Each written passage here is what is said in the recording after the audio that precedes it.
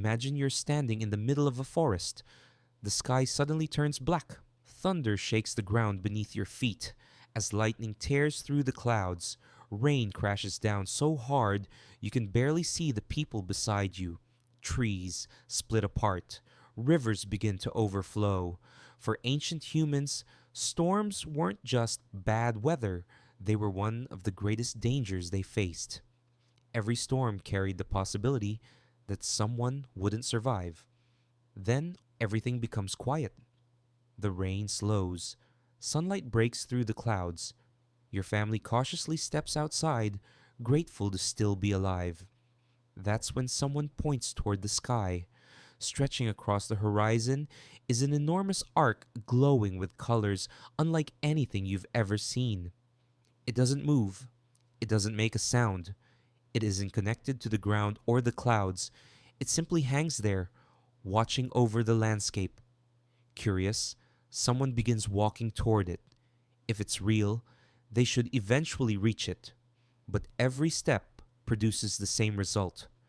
The rainbow remains exactly where it was, always close enough to see, yet forever beyond reach.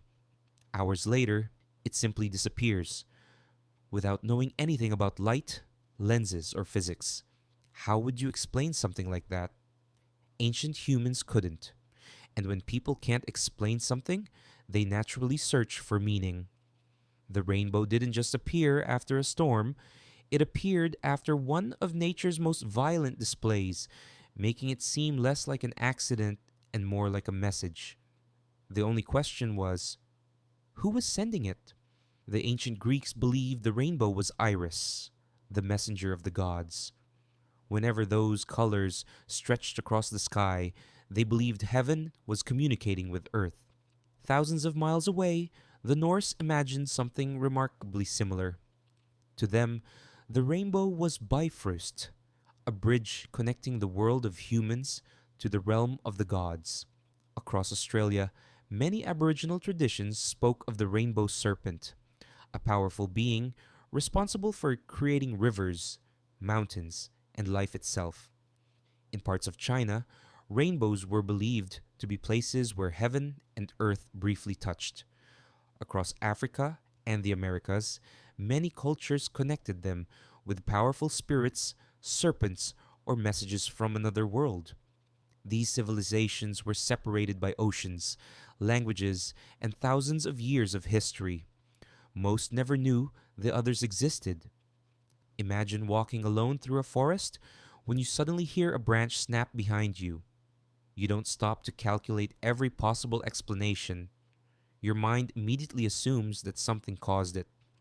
Maybe it's another person, maybe it's a wolf, maybe it's nothing at all.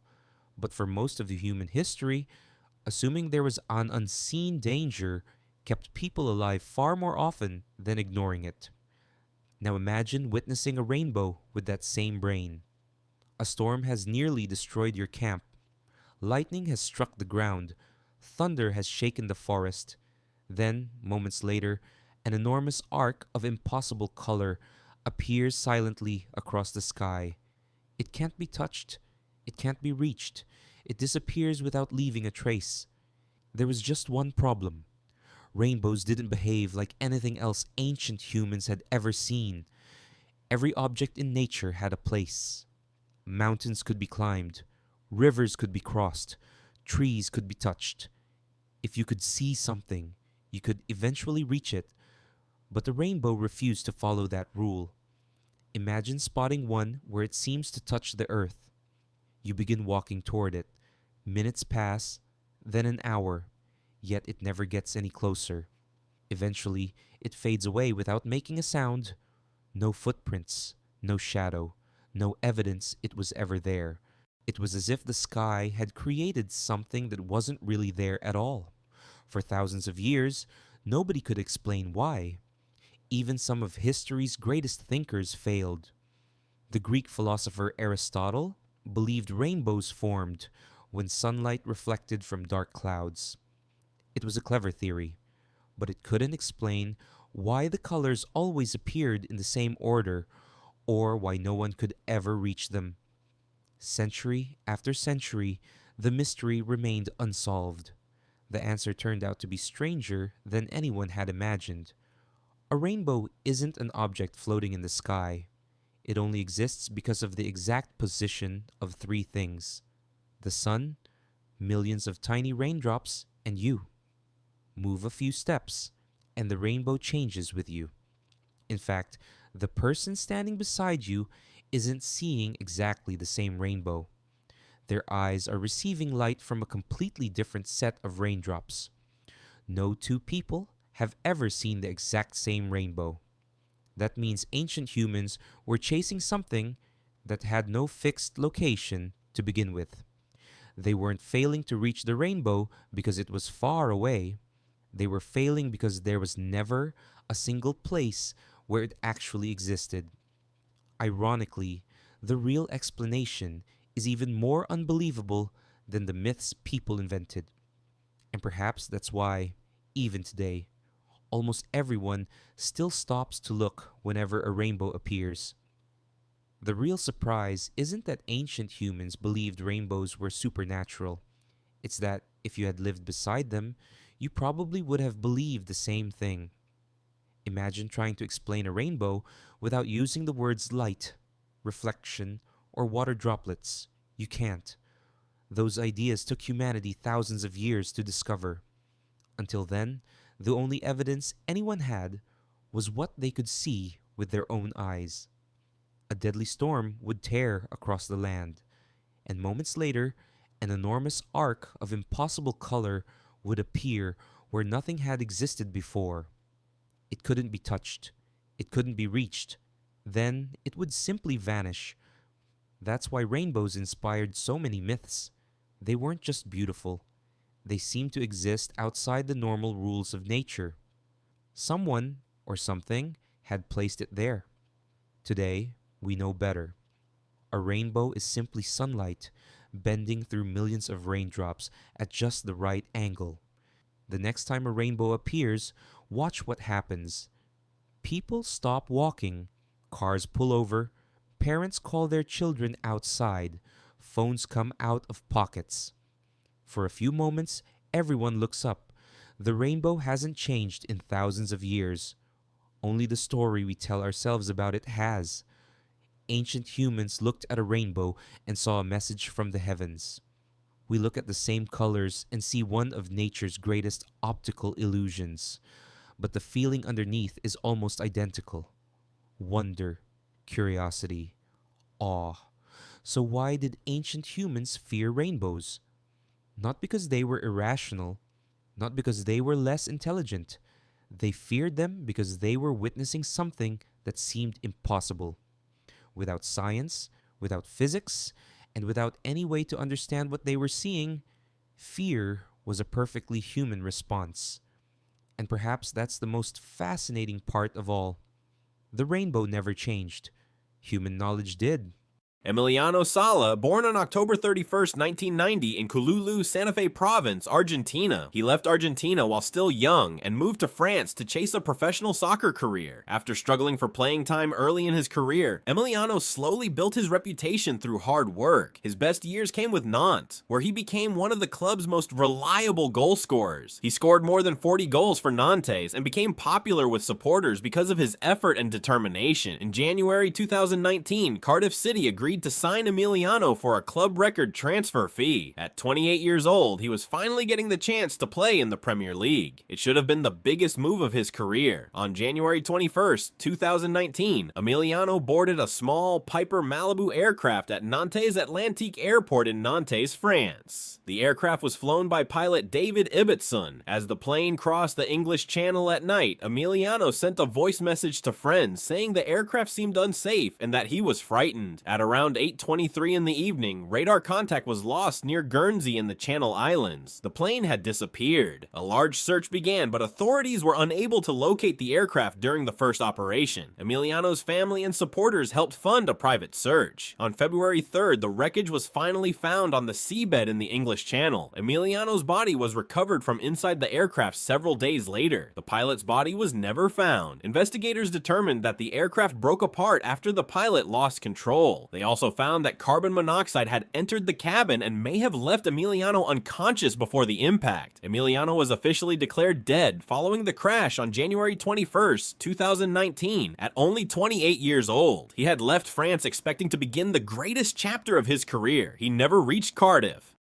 Andres Escobar, born on March 13, 1967 in Medellin, Colombia, was one of the most respected defenders in Colombian soccer. He played mainly for Atlético Nacional and represented Colombia's national team. Andres was known for being calm, intelligent, and disciplined. His clean playing style and respectful personality earned him the nickname the Gentleman of Football. For Colombia, Andres became an important defender during one of the most exciting periods in the country's soccer history. Before the 1994 World Cup, Colombia had defeated Argentina 5-0 in Buenos Aires. Expectations were extremely high, and some people believed Colombia could challenge for the trophy. On June 22, 1994, Colombia faced the United States at the Rose Bowl in Pasadena, California. Colombia had already lost their opening match and badly needed a win. During the first half, American midfielder John Harkes sent a cross toward the Colombian goal. Andres stretched out his leg to stop the ball from reaching an attacker. Instead, the ball deflected off his foot and rolled past his own goalkeeper.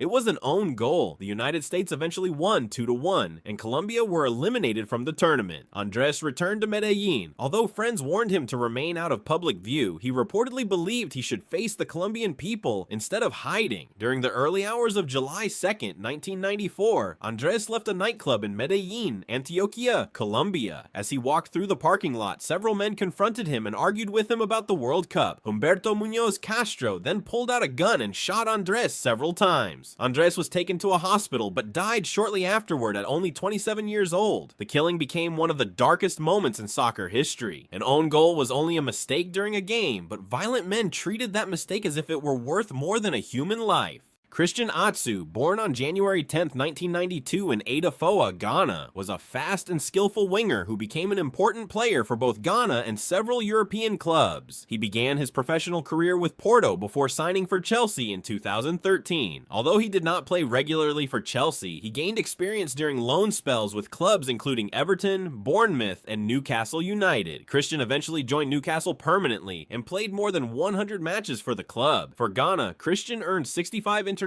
appearances. He helped his country reach the 2015 Africa Cup of Nations final and was named player of the tournament. By 2022, he had joined Hatayspor in Turkey. On February 5, 2023, Hatayspor faced Kasımpaşa at the new Hatay Stadium in Antakya, Turkey. The match remained scoreless deep into stoppage time. Hatayspor were then awarded a free kick. Christian stepped forward and curled the ball into the net, scoring the winning goal in the final seconds. His teammates surrounded him as the stadium celebrated. It was his first league goal for the club. Only hours later, at around 4:17 on the morning of February 6, 2023, a massive earthquake struck southern Turkey and northern Syria. The apartment building where Christian was staying in Antakya, Hatay province, collapsed. At first, reports incorrectly claimed that he had been rescued. His family and representatives searched hospitals but could not find him. For nearly 2 weeks, rescue workers searched through the rubble. On February 18, 2023, Christian's body was found beneath the collapsed building. He was 31 years old. Christian had scored a dramatic winning goal only hours before the earthquake. One night, he was celebrating beneath the stadium lights. Before sunrise, the building around him had fallen.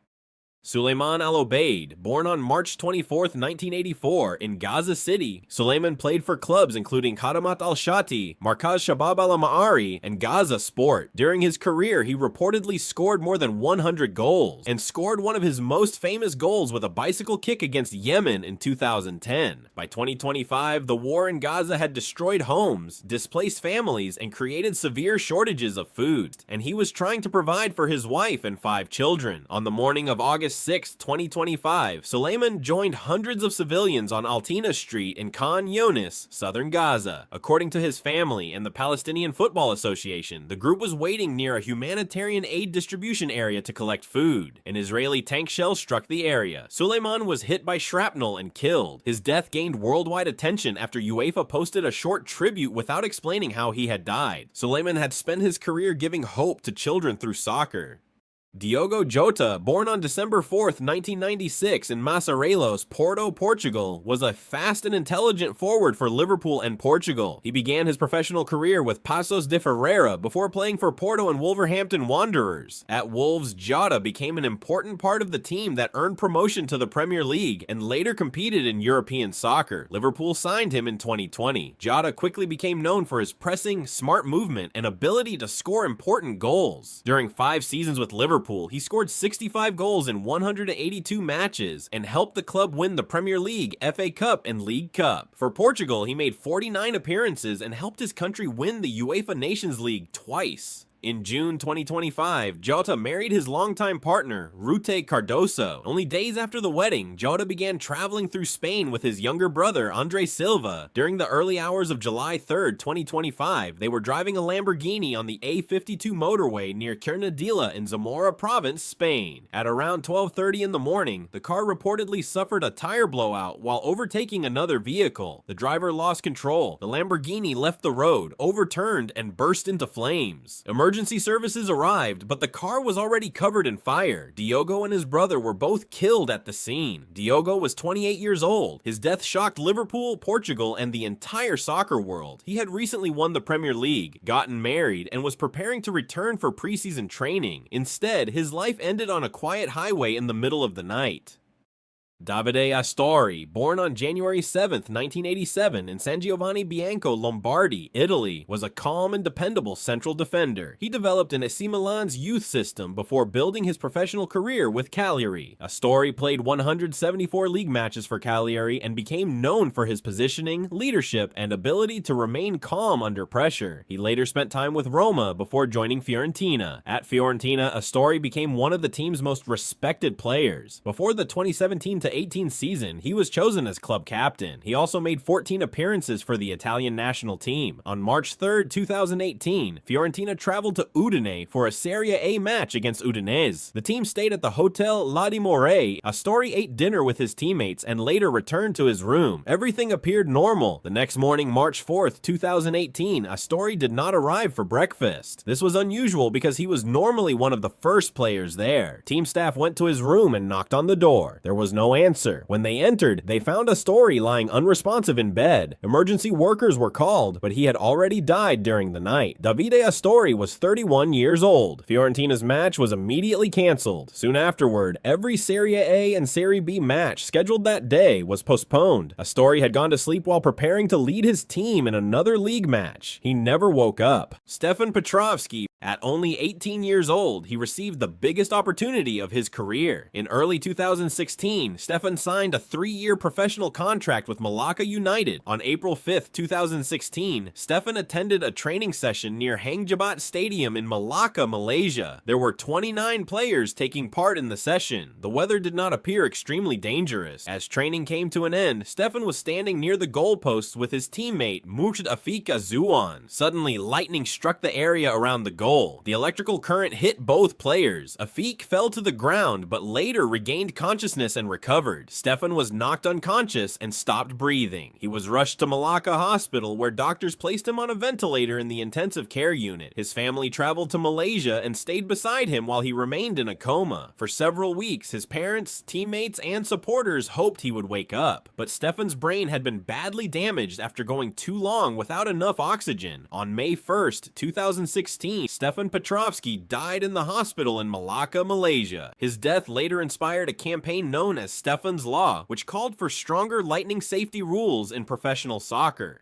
Peter Biaksangzuala. On October 14, 2014, Bethlehem Vengthlang FC faced Chanmari West FC in the Mizoram Premier League in northeastern India. The scoring goals was not normally his job, but in the 62nd minute, with Bethlehem Vengthlang trailing 1-0, a free kick entered the penalty area. The ball rolled directly toward Peter. He reacted immediately. Peter went for the ball and shot it into the net. He scored. For a player who rarely scored, it should have been one of the happiest happiest moments of his career. The crowd erupted. Supporters jumped from their seats, clapped, and raised their arms. Peter's teammates began running toward him. He placed his hands on the ground and completed the first movement successfully. Then he launched himself backward again. Peter failed to complete the rotation. A teammate watched helplessly as Peter came down head first. The impact forced his neck into an unnatural position. His spine absorbed the full weight of the landing. Several teammates continued moving toward him, expecting the celebration to continue. Then they saw that Peter was not getting up. Their smiles disappeared. Two medics rushed onto the field. Peter was carefully placed onto a stretcher and carried away as his teammates watched in silence. An ambulance transported him to Azal Civil Hospital. The impact had injured the upper section of his spine. Doctors performed emergency surgery. For 5 days, Peter remained in intensive care, but Peter did not recover. On October 19th, 2014, 5 days after scoring the goal, he died from his injuries. He was only 23 years old. Bethlehem Vengtlang later retired his number 21 jersey in his honor. His teammates gathered beneath the shirt that would never be worn again. The wider Mizoram football community organized tributes for the young midfielder, but the moment that should have been remembered as one of the greatest achievements of his career became the moment that ended his life. Paris Saint-Germain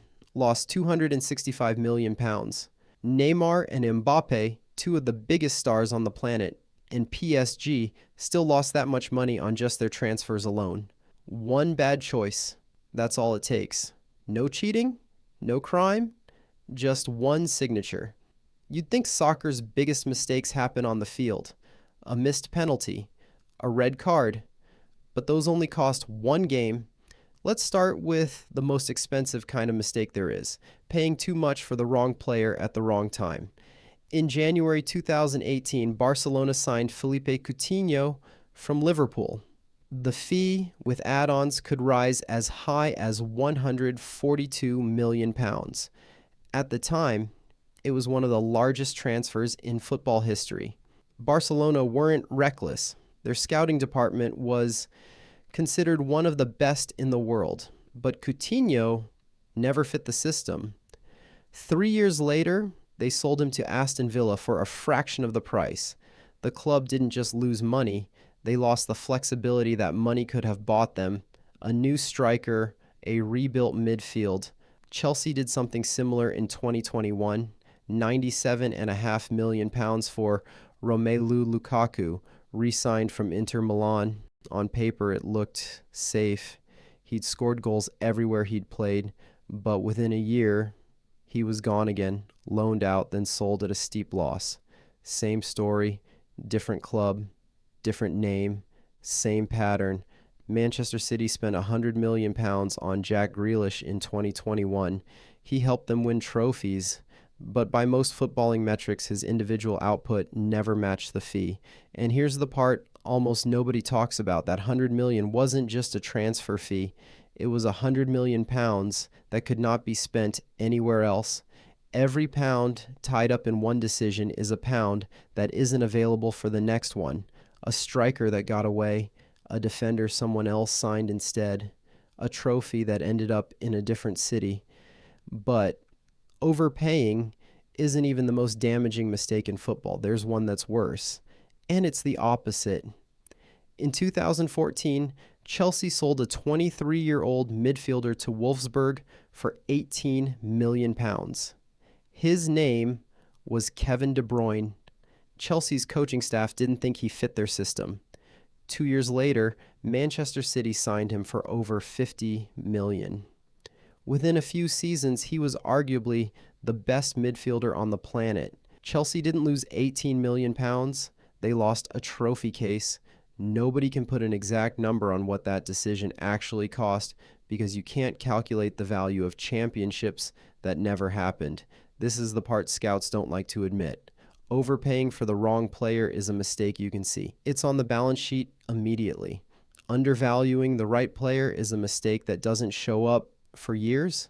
Sometimes it doesn't show up at all until a rival lifts the trophy you should have won, and by then everyone's already forgotten it was ever your decision to make. And then there's the mistake that isn't about any single player at all. This is the one that should scare you the most.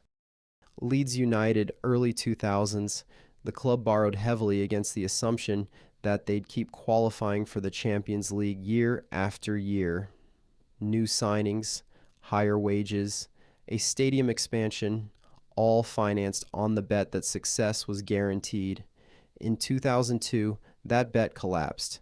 Leeds missed out on qualification. The debt didn't disappear. Players were sold off one by one just to keep the lights on. Within a year, the club that had been a Champions League semi-finalist was fighting relegation. By 2007, they were in administration. A club that once played among the best teams in Europe was gone from the top of the sport within 5 years, and it wasn't a single transfer that did it. It was a belief, the belief that this season's success would repeat itself forever. Here's why this matters more than any single bad signing. Your brain does the same thing Leeds as board did. Psychologists call it the sunk cost fallacy. The harder you've worked for something, the harder it is to admit it was a mistake. So instead of cutting your losses, you double down. Leeds didn't collapse because one person made one bad call. They collapsed because nobody in the building was willing to say, "We were wrong," while there was still time to fix it. So here's the pattern hiding underneath all of it.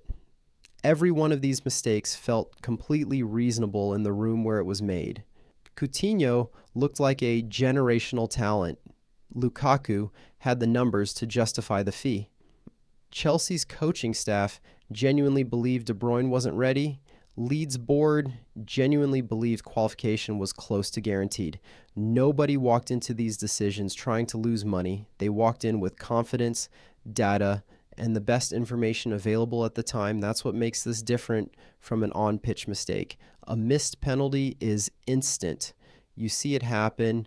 You know immediately what it cost. A boardroom mistake takes years to reveal itself. By the time the number is final, the person who made the call has often already moved on to another club, another job, another decision that will take years to judge. Nobody claps. Nobody boss. The consequences just quietly accumulate in a ledger somewhere, waiting to be added up by someone who wasn't even in the room when it happened. And that's really what separates the clubs that stay at the top from the ones that don't. Not talent, not even money. It's the ability to admit quickly when a decision was wrong, instead of doubling down to protect the ego that made it in the first place. Because in football, the scoreboard tells you who won the match. But it's the balance sheet that tells you who's still standing in 5 years. Most of the time, nobody's watching that number until it's already too late to fix. And the next time you see a club splash £100 million on a player, remember, the real story isn't whether he scores, it's whether anyone in that boardroom is honest enough to admit it. It's 1750 and the temperature negative 10 degrees Fahrenheit. That's about negative 23 degrees Celsius. There is no furnace. There is no electricity. There is no supermarket if the food runs out. People have lived through winters like this for generations, and the first reason they can do it is sitting right in front of you, a house. Large earth lodges were built from heavy wooden frames covered with branches, grass, and thick layers of earth. And that dirt was doing something incredibly useful. It slowed down how quickly the temperature inside changed. Think about a basement. When it is brutally hot or freezing outside, the room below ground usually changes temperature much more slowly because all that earth acts like a giant buffer. An earth lodge worked on the same basic principle. Add a central fire, cooking, bedding, and several people giving off body heat, and suddenly the inside becomes much easier to keep livable than the air outside. That is the real story here. We tend to look at Native American history and see teepees, buffalo hunts, bows, feathers, horses as objects sitting behind glass in museums. What we do not usually see is the everyday winter problem underneath all of it. How do you keep an entire family warm and mobile for months when the environment outside can punish one bad decision very quickly? Because the answer was not that Native people somehow felt cold less than we do. They had the same human bodies. The difference was that shelter, clothing, food, and even the location of a winter camp had been shaped around the climate over generations. And there was no single Native American solution because there was no single Native American winter. Start with that Earth Lodge. Its job was not to make January feel like July. Nobody walked inside, took off their robe, and said, "Perfect, 72 degrees." The goal was much simpler: stop the wind, slow down heat loss, and keep the inside safe enough that the people and the fire could handle the rest. And where you put that lodge mattered too. Strong winter wind is dangerous because moving air carries heat away from your body much faster than still air. So a camp near trees, river bottoms, hills, or other natural barriers could get protection before anybody burned a single piece of firewood. The landscape itself was part of the heating system. That matters because firewood is not free. Every piece has to be found, cut or broken, carried back, stored somewhere dry, and eventually replaced. If your shelter loses heat as fast as the fire makes it, you have not solved the cold problem. You have invented a wood-gathering problem. A structure that holds warmth longer means a smaller fire can do more work, which means fewer trips outside in deep snow collecting fuel. Farther east, the Haudenosaunee approached winter with a very different kind of home. Their longhouses could shelter several related families beneath one roof, and several families inside one protected building changes the math. A resting human body gives off roughly 100 watts of heat. One person does not warm a giant building. 20 or 30 people, several fires, and cooking happening inside start to matter. Again, the interior did not need to feel tropical. It only needed to stay far enough above the outdoor conditions to protect the people living there. Around the Great Lakes and other woodland regions, some native peoples used bark-covered, dome-shaped dwellings that could be adapted for the season. Compact winter shelters had another advantage. Smaller spaces are simply easier to warm.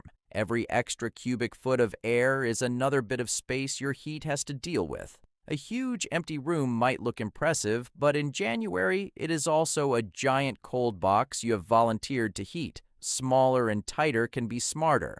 Then there are teepees, probably the building most people immediately picture when they hear Native American.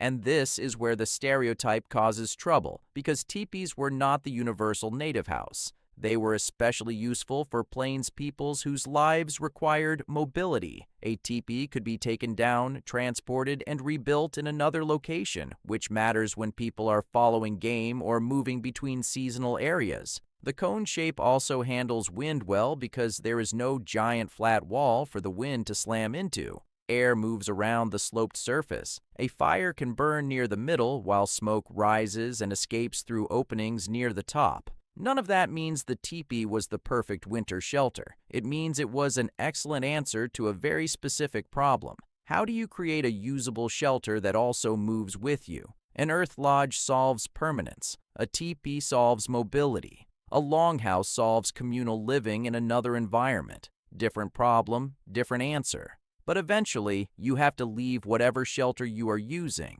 Your clothing has to become the shelter. Here is the basic problem. Your body is constantly producing heat. Even sitting still, you are basically a little biological furnace. Cold weather becomes dangerous when that heat leaves faster than your body can replace it. Fur and hides help because they trap tiny pockets of air close to the body. Your skin warms that air, and the trapped air slows the transfer of heat to the colder environment outside. That is the same basic reason a modern puffy jacket works. The jacket is not creating warmth. You are. It is just making your warmth harder to steal.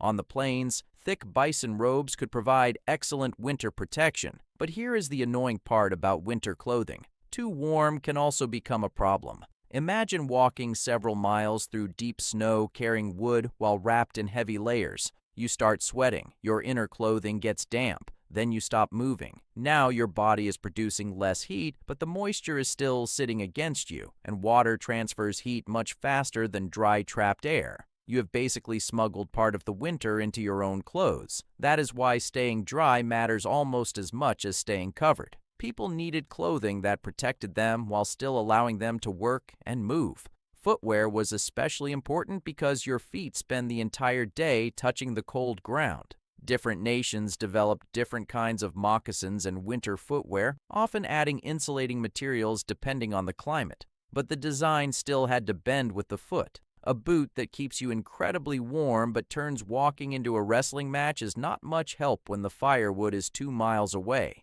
And 2 miles becomes a very different distance once the ground is covered in deep snow. Take a normal step into snow reaching your knees. Your leg sinks. Pull it out. Sink the other leg. Do that 10 times, and it is annoying. Do it 10,000 times while carrying meat, and suddenly transportation becomes one of the biggest winter problems you have. Snowshoes attack that problem with almost insulting simplicity. Make the area underneath your foot larger. Your weight gets spread over more snow, so instead of punching straight through the surface, you stay much closer to the top. The result is that a route that would exhaust you on ordinary footwear becomes manageable. Sleds and toboggan-like carriers solve the same problem for cargo. Carry a heavy bundle, and your body has to support that weight every second. Put it on a smooth surface that slides over snow, and suddenly friction is doing you a favor for once. Food, hides, tools, and other supplies become much easier to move. In some regions, dogs could help with hauling as well, and winter could completely rewrite the map. A lake that forces you into a canoe during summer might become a flat travel route once it freezes. The landscape does not stop being useful, it switches modes, but knowing that lakes freeze is not enough. You also need to know which ice is actually safe, because probably frozen is an exciting phrase right up until the moment it stops being true. Which brings us to the winter problem that no amount of good clothing can completely solve. Knowledge. How thick is the ice? Which direction does the wind usually come from? Where do deer go after a heavy snowfall? Which trees give you the driest wood? How much food should you take if a trip that normally lasts 1 day might become 3? When is the weather getting bad enough that you turn around? Those are not questions you want to answer through personal experimentation. You want somebody else to have already learned the dangerous lesson and told you about it. That is why generations of experience were just as important as any physical tool. Children grew up watching adults work, helping with jobs, learning routes, learning weather, and slowly doing more of it themselves. We might call that survival knowledge. They would have called it knowing how to live. And food may be the clearest example of why winter survival really began months before the first snowflake.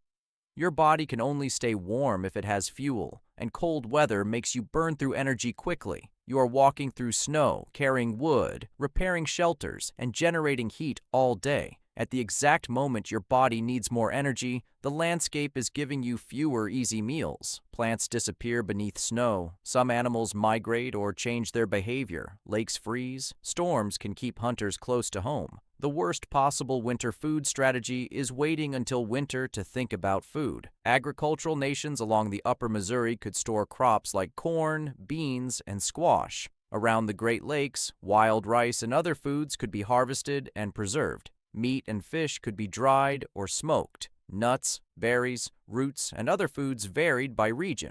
Meat is especially interesting because fresh meat contains a huge amount of water. Water makes it heavy, and it gives microbes more opportunity to spoil it. Remove much of that water through drying, and suddenly the same food becomes lighter and lasts much longer. Some northern and plains peoples went even further by combining dried meat with fat to make extremely calorie-dense foods such as pemmican.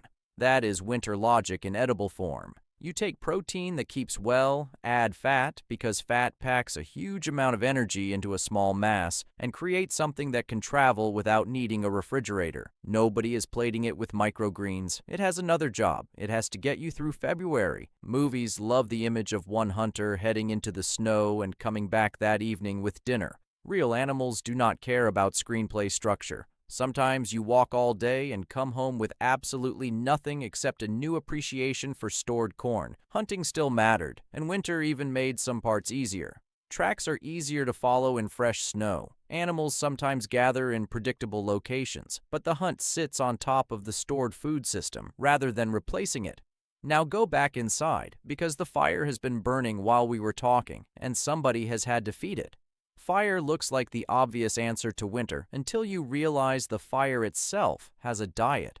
Wood, constantly. A huge outdoor fire may look impressive, but wind carries most of that heat away. A smaller fire inside a good shelter can be far more useful. The structure blocks wind. Clothing traps warmth near your body. Bedding stops the ground from pulling heat out of you. Cooking adds a little more heat. Other people inside add more. The fire only has to cover what the rest of the system cannot. This is also why the ground matters so much. Lie directly on frozen soil and your body begins transferring heat straight into it. The ground is enormous. You are not winning that argument. Hides, robes, mats, grasses, and other bedding create distance between your warm body and the frozen surface below.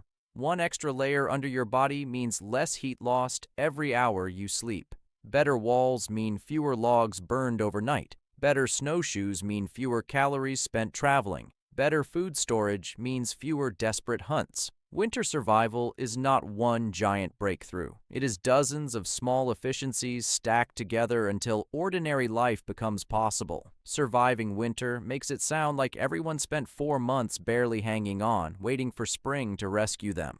That is not what a normal season looks like. People worked, they cooked, they visited each other, they repaired equipment, children played and learned. People told stories, they hunted, traveled, argued, laughed, slept, woke up, and did it again the next day.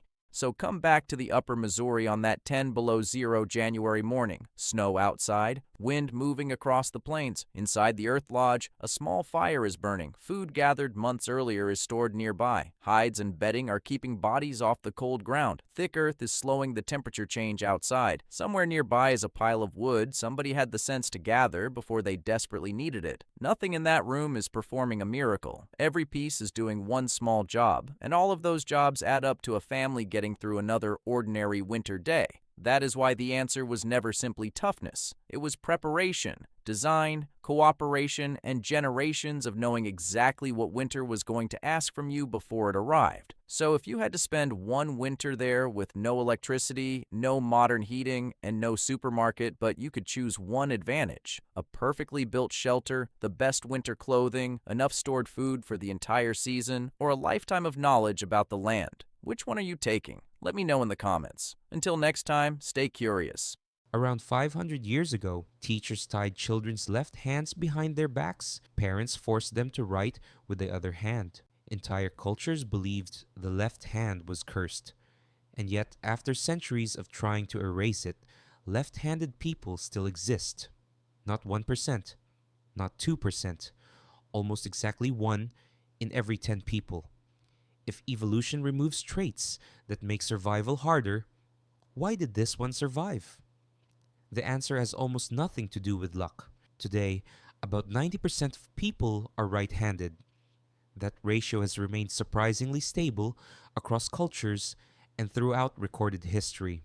Despite a world designed for right-handed people, left-handedness refuses to disappear. Evolution is ruthless. We lost tails, we lost muscles, so why not left-handedness? For most of history, being left-handed made everyday life harder. Weapons, tools, writing systems, and social customs all favored the right hand. The English word sinister even comes from the Latin word for left.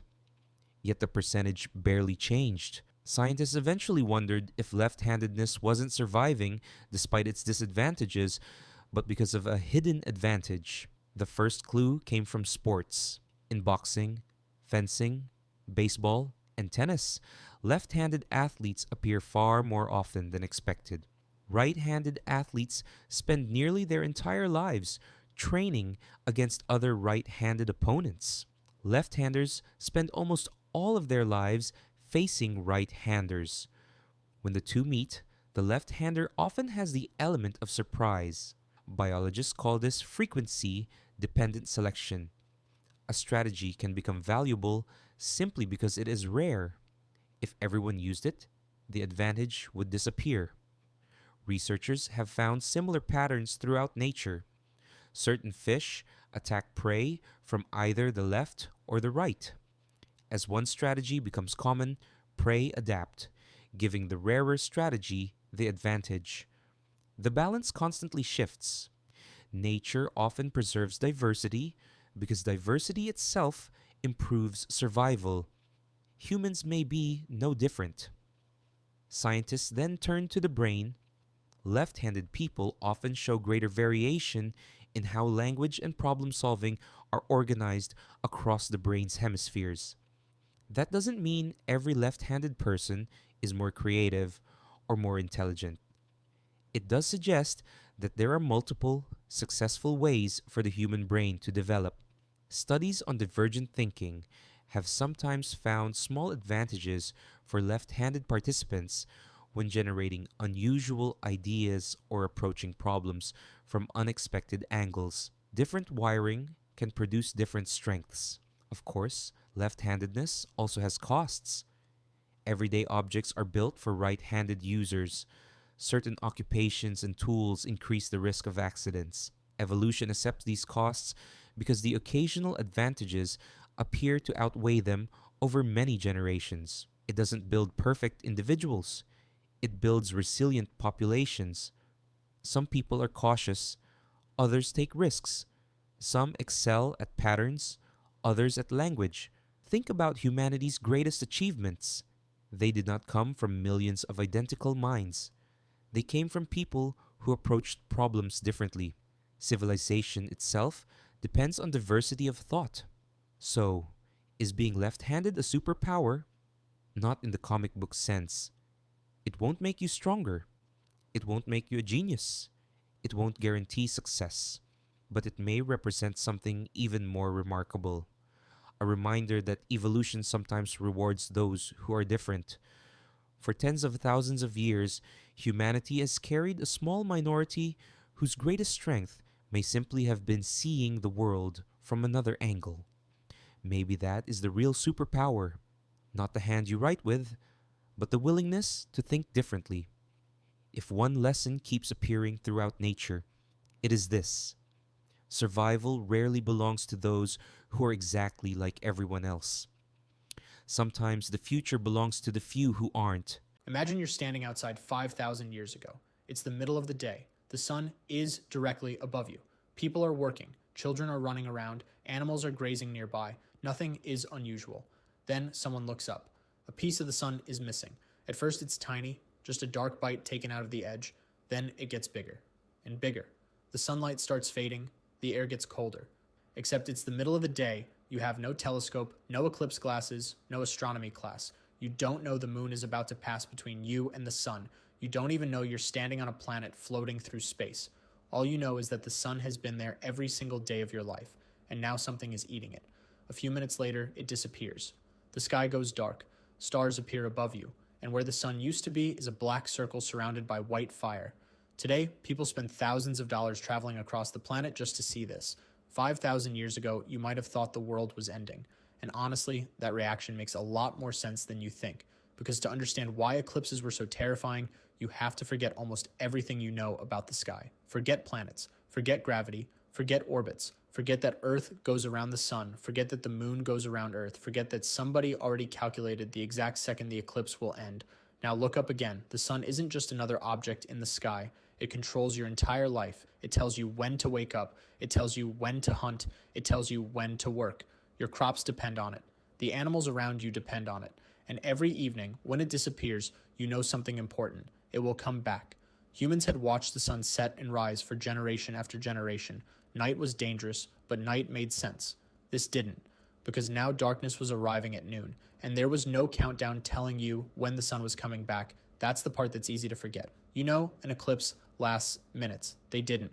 For all you know, the sun is gone forever. And humans did what humans have always done when something terrifying happens and nobody can explain it. They created an explanation. At Loughrea in Ireland, researchers found ancient stone carvings that may represent a solar eclipse visible around 3,340 BCE.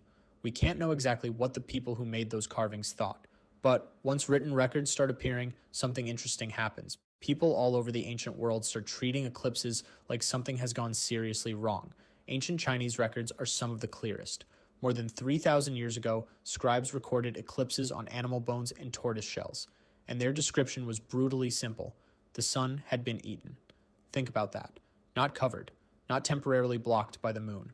Eaten. Later, Chinese traditions described a celestial dragon attacking the sun, and people responded the only way that made sense if you genuinely believed a monster was swallowing the most important object in existence. They made noise, drums, pots, shouting, anything that might scare the creature away. Which sounds ridiculous now, until you think about what happens next. The sun comes back. The monster leaves. From your perspective, the plan worked perfectly, and now imagine being a child watching this. The sky turns black. Everyone in your village starts screaming and hitting things. Then the sun slowly returns. What are you going to believe the next time it happens? Probably whatever the adults who apparently just saved the sun tell you. But eclipses weren't always seen as monsters. Sometimes they were worse. They were messages. In ancient Mesopotamia, people spent enormous amounts of time studying the sky. To them, unusual events above weren't random. They could be warnings, and a solar eclipse could mean something very specific. The king was in trouble. This was taken so seriously that some Mesopotamian rulers used a ritual involving a substitute king. If an eclipse was interpreted as a dangerous omen for the real ruler, another person could temporarily take the king's place. The logic was basically this: if the heavens are coming for the king, give them a different king. Imagine being the substitute. Congratulations, you've been promoted. Unfortunately, the gods may be trying to kill your boss, and you're currently wearing his crown. But underneath all these stories was the same problem. Something impossible was happening above them. And a total eclipse is much stranger in person than it looks on a screen. You've probably seen pictures. Black circle, white glow, looks cool. That's not what your body experiences. As more of the sun disappears, the light itself starts looking wrong. Not like sunset, not like a storm, just wrong. Shadows become unusually sharp. The temperature can noticeably fall. Birds may return toward their nests. Insects can begin making evening sounds. Animals start responding to a nighttime that arrived hours early. Then the last piece of direct sunlight disappears, and the corona becomes visible, the sun's outer atmosphere, a huge pale halo surrounding a completely black center. Your entire environment changes in minutes. Even modern people who know exactly what's happening describe totality as eerie. Some cry, some scream, some just stare, and they know the sun is coming back. You don't. That's the difference. Remove the science, remove the phone in your pocket, remove the person beside you saying, totality ends in 90 seconds. Now experience the exact same thing. Suddenly, the dragon doesn't sound quite as stupid. But here's where the story gets interesting. Ancient humans didn't stay confused forever. Because if you watch the sky long enough, you start noticing something. It repeats itself. The moon follows patterns, the sun follows patterns, the stars follow patterns, and eventually civilization started recording those patterns. Babylonian astronomers became extraordinarily careful observers of eclipses. They recorded them on clay tablets, generation after generation, and over time they recognized repeating eclipse cycles. The terrifying random event wasn't completely random anymore. That changed everything, because predicting something takes away part of its power. Not all of it, just enough. There's a famous story from the Greek historian Herodotus about a war between the Medes and the Lydians in the 6th century BCE. According to him, the armies were in the middle of fighting when day suddenly turned into night, and both sides stopped. Think about how insane that is. Two armies are actively trying to kill each other, then the sun disappears. And apparently everybody has the same thought. Maybe we should deal with this first. Herodotus wrote that the eclipse had been predicted by Thales, although historians still debate exactly how accurate that part of the story is. But whether every detail happened exactly as described almost doesn't matter. The story tells you how much power an eclipse had over people. War could wait. The sky was doing something impossible. Eventually, humans figured out what was actually happening, and the answer turned out to be almost disappointingly simple. The moon passes between Earth and the sun. That's it. The moon is much smaller than the sun, but it's also much closer to us. From Earth, they happen to appear almost the same size in the sky, so when all three objects line up correctly, the moon can cover the bright face of the sun. The dragon disappears, the omen disappears, the angry gods disappear, and what replaces them is geometry, which should make eclipses boring, but it doesn't.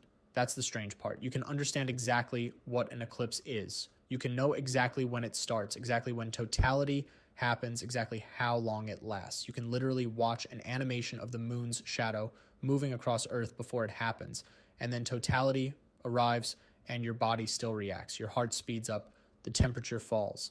The brightest object you've seen every day since you were born suddenly disappears. And for a few seconds, some ancient part of your brain doesn't care that you passed science class. Something feels wrong. Maybe that's why eclipses have stayed with humans for so long. We changed the explanation, but we never completely changed the reaction. 5,000 years ago, someone may have looked upward and thought the sun was being destroyed. Today, you look upward and know you're standing inside the shadow of the moon. They had monsters. We have orbital mechanics. They had omens. We have predictions accurate to the second, but both of you are standing underneath the same black sun. Both of you feel the world suddenly gets colder.